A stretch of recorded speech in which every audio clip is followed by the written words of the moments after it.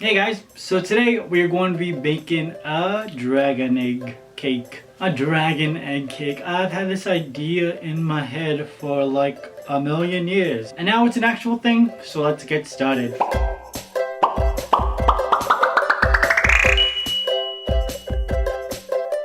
Now before we even start with the cake, we're going to be making some red dragon scales. I actually drew my dragon scale on a piece of paper. I drew larger sizes of the scale, cut them out, and used those as a template for my dragon scales. Then I took some red fondant and started to shape them. Then I inserted 2 arts and crafts sticks into the larger ones. And after I got the shape, I took my fondant tool and gave it some texture. So the look I ended up going for were like the bony plates of the Stegosaurus. I really like dinosaurs, so I want to incorporate that as well. And then repeated the process with all the other scales. Oh, I'm gonna do a dinosaur egg next. Now I did this like a week in advance because I wanted to make sure that they didn't fall apart. I thought a week would be enough time for it to crust. This light really hides my double chin.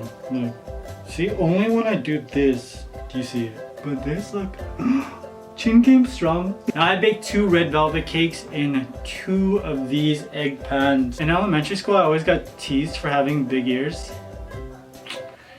God, look at me now, bullies. So I baked my cakes, leveled them off, and then because I was really scared that they were gonna fall apart, I glued them together with white chocolate ganache. I think that white chocolate ganache would actually hold together better than icing, which is why I decided to go this route. And I smoothened out all of the white chocolate to make sure that it was seamless and it looked like one cohesive cake. We can start on the cake stand. Now to create this cake stand, I'm using a 6-inch round cake circle and an 8-inch round cake circle, as well as 2 apple sticks and a hot glue gun. Took my 2 apple sticks and then stabbed them into my 6-inch round cake circle. Now I'm placing them into the middle of the cake circle, and I want them to stick straight up because I'm gonna plunge my egg cake into these dowels so I can ensure that my egg stands up straight. Now I attach all of these components together with a hot glue gun and then set it aside. Whoopi Goldberg, come here. I'd like to introduce you guys to Whoopi Goldberg. Whoopi! We name all of our pets after co-hosts of The View, and Whoopi's got 2 siblings, so there might be some more co-hosts coming your way. And I gave the egg a crumb coat of buttercream icing. And now I rolled out some white fondant super thin and then placed it on top of my egg.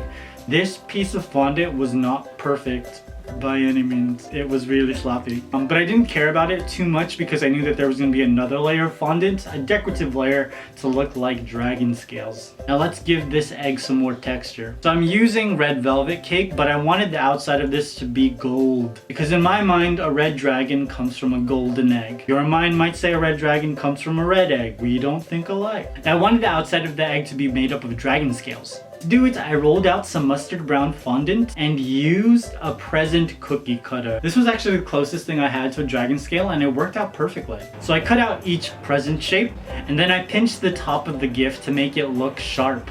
And using my fondant tool, I placed in some lines to make it look more scaly. Song of love. Now the first one was pretty easy, but then I had to repeat it like a million times. There were so many scales on the outside of this cake, and I did them like 10 at a time because I didn't want the fondant to dry out. This was the not fun part that I did not have fun making. Hence the non-fun part. Now I wet my entire dragon egg with water and then just attached them when the fondant was sticky. I'm rocking the kitty. Do you see? That's why my body's shaking. Repeated that process like a million times until the entire egg was covered. And then I took my fondant tool and then just reinforced all of the line impressions on each of the scales to make it look more cohesive. Now to get the gold color, I'm using gold luster dust.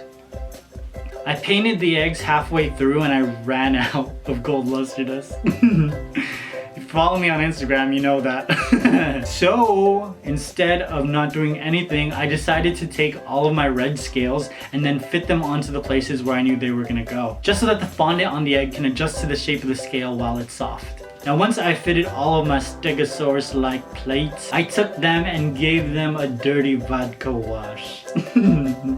A dirty vodka wash is just a little bit of black food coloring mixed into some vodka and then painted over the scales using a paintbrush. Then I took each scale and then rubbed off the excess with a piece of paper towel. I don't know if there's like a better way to do this, but this was the only way I can think of getting the black food coloring into each of the grooves. I took some more of my red fondant and I created a long tail by creating this super long cone shape. I wanted this dragon egg to have a forked tail, so I took some more red fondant and created a triangle. Now, I know a lot of you probably have this idea that all of these features are supposed to be on the inside of the cake with the rest of the dragon, but in my imagination, the closer the dragon is to hatching, the more of its features come out through the egg. Then I took some black luster dust and just brushed over the tail to give it more character. Then I set those aside, went to bed, and the next morning I bought more luster dust. Finished my egg. Then I was able to place in our scales and attach the dragon tail. Then I finished off by sprinkling on some black sprinkles and some black gumballs. This is a part where I show you the egg, but I've got to go wash my hands before I touch it. I've been decorating the back of all of my cakes. I never do that, but now it's like a thing.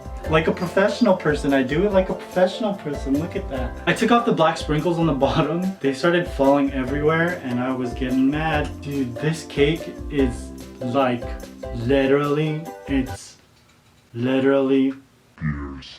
And it also looks like the dragon is about to hatch, huh? Wow, I'm gonna be a proud daddy. Now I worked on 2 different egg cakes at the exact same time because I wanted 2 contrasting ideas. So while I was making the dragon egg, I also created a unicorn egg.